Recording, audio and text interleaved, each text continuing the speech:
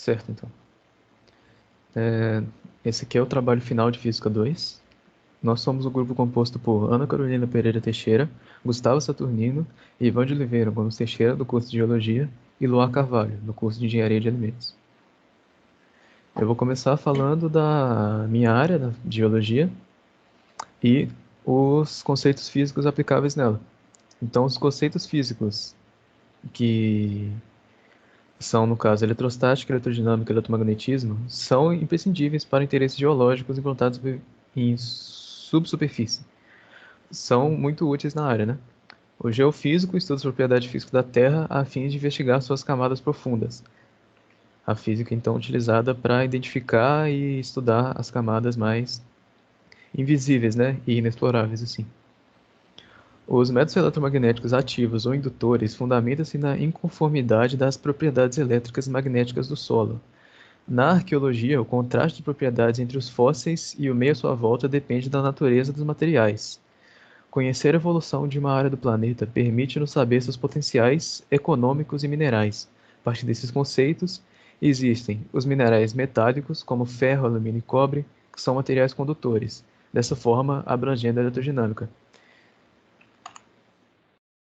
Para testar a condutividade elétrica da água, seria necessário 2 copos de água e um deles adicionar uma colher de sal de cozinha, de cloreto de sódio, NaCl, para verificar um processo de dissociação, onde faz com que haja condutividade elétrica, já que no copo com água pura ocorre ionização, então a condutividade é menor.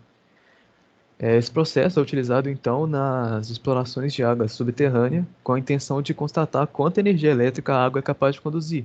Assim, você pode identificar os minerais que existem nela, se tem muito ou pouco sais, para determinar a condutividade e minerais que existem em volta, né? Porque o que contém na água, certamente vai conter em volta.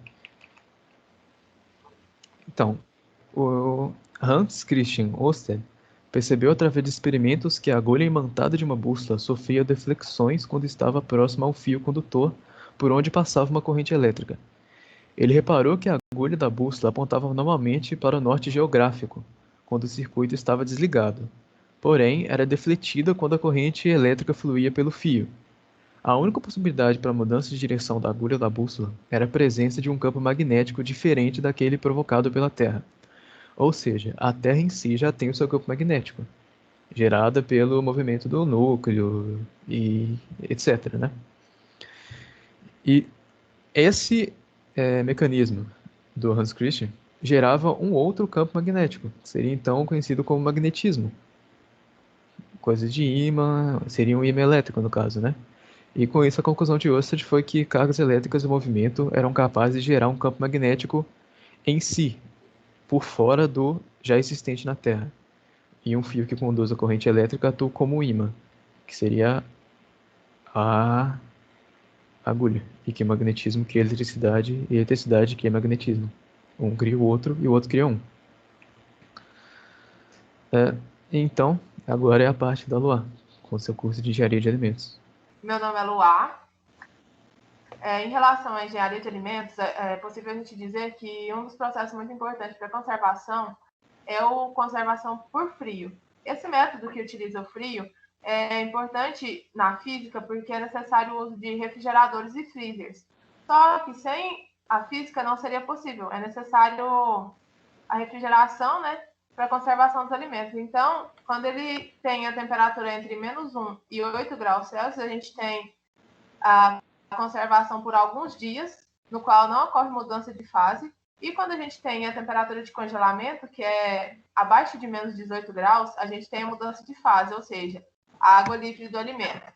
Então, assim, a gente vai ter a redução da atividade de água, que permite a conservação do produto por alguns meses, dependendo até mais que um ano.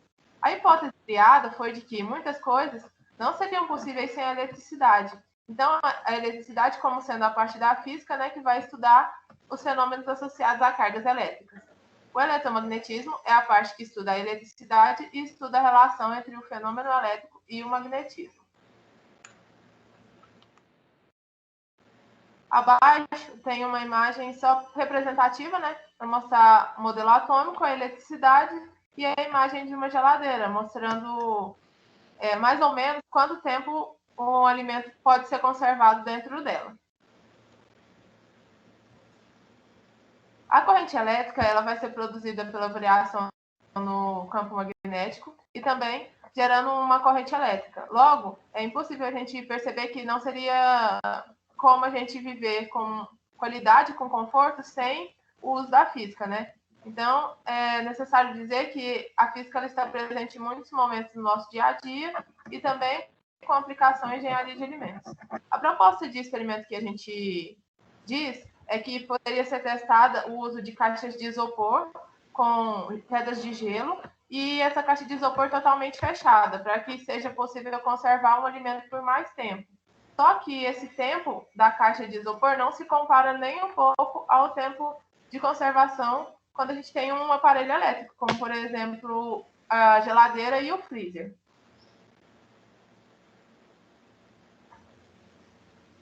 Então, como caso não fosse possível ter eletricidade, os processos que poderiam ser utilizados para a conservação poderia ser o uso de alguns aditivos, como sal e açúcar, na produção de geleias, ou então na produção de conservados, né, enlatados, ou alimentos em conserva, vegetais em conserva, produtos desidratados ou secos, carnes em lata ou conserva de vegetais, que são utilizadas, foram utilizadas antigamente e são utilizadas até hoje para evitar, né, que os alimentos estragassem e assim durassem maior tempo.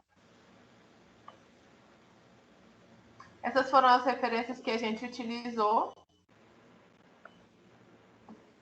E muito obrigada.